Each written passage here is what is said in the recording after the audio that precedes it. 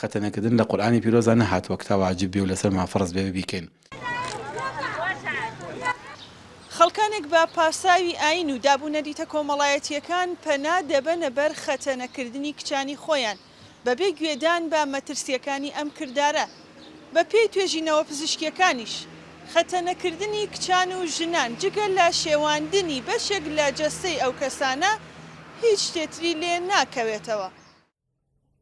بەپێی ڕووپێویەک کە 2 ساڵ لەمەوبەر ئەنجام دراوە و تیایدا 6,000 کچ لە تەمەنی 4 بۆ 14 ساڵ بەشداریان پێکراوە، خەتەنەکردنی مێینە لە هەرێمی کوردستاندا بەراورد بە ساڵانی ڕابردوو کەمی کردووە، بەڵام بنەبڕ نەبووە.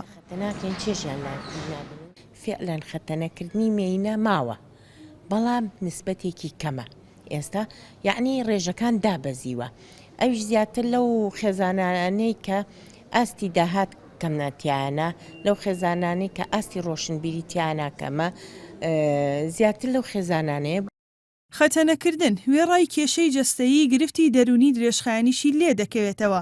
ئازار، فشار، خەمۆکی لەو کێشە سەرەکیانەن ڕوبەڕووی ئەو کەسانە دەبنەوە کە خەتەنە کراون.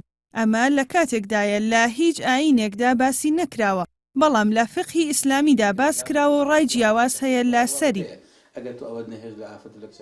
لە مەزهبی پێشەوا شافعیدا پێی وایە خەتەنەکردن بۆ پیاویش و بۆ کوڕانیش و بۆ کچانیش بە پێویست ئەزانێ. لە ڕای مەزهبەکانی ترا وەکو مەزهبی ئیمام ئەحمەدی کوڕی حەنبەل، وەکو مەزهبی ئیمام مالیک ڕەحمەتی خوا لێ بێ خوا، پیان وایە وەکو مەزهبی ئەبوو حەنیفە لە ڕائیەکدا کە خەتەنەکردنی ئافەتان بۆ کوڕان سونەتە، بەڵام بۆ ئافرەتان مەکرەمەیە. وشەی مەکرەمە یان جۆرە لە ڕێزێکە، جۆرێکە لە ڕێز. لە ڕێگەی یاساوە هەوڵی ڕێگریکردن لە ئەنجامی خەتەنەکردنی مێینە دراوە. بەپێی یاسای بەرەنگاربوونەوەی توندوتیژی خێزان لە هەرێمی کوردستان بە ژمارە 8 ساڵی 2011 هەر کەسێک مێینەیەک خەتەنە بکات یان بەشداری تێدا بکات بە 6 مانگ بۆ 2 ساڵ بەند دەکرێت و با بڕێک پارەش سزا دەدرێت. کاریگەری خەتەنەکردن لەسەر ژنان یا لەسەر کچان بەپێی ئەو حاڵەتێکە تەمەنی مناڵەکە چەندێکە و تا لە چی تەمەنێکە ئەکرێت و چەندێک لە بەشێک لە گیانی ئەو ئەبردرێت، ئەمە کاریگەری خۆی هەیە. ئەوانەی کە تۆزێک تەمەنیان گەورەتر بۆ کراوە چەند حاڵەتێکی زۆر کەمەم بینیوە کە بە گەورەیش ترسێکی زۆریان هەبوو، تووشی جۆرێک لە ترس و لە ناڕەحەتی بوون بەهۆی ئەو کردەوەی خەتەنەیە کە بەسەریان ئاهاتووە. خەتەنەکردنی مێینە مێژوویەکی 3000 ساڵەی هەیە و لە هەردە چرکەیەکدا مێینەیەک لە جیهاندا خەتەنە دەکرێت.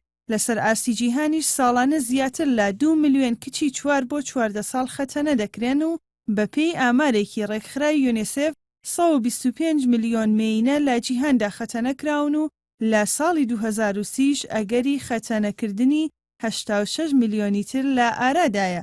بەپێی ئەو بەدواداچوونانەی کە ڕێکخرای یونیسف ئەنجامی داوە، ژمارەیەک لەو منداڵانەی خەتەنە کراون بەهۆی هەوکردنی برینەکانیانەوە گیانیان لەدەست داوە. ژاڵە محەممەد، NRT سلێمانی.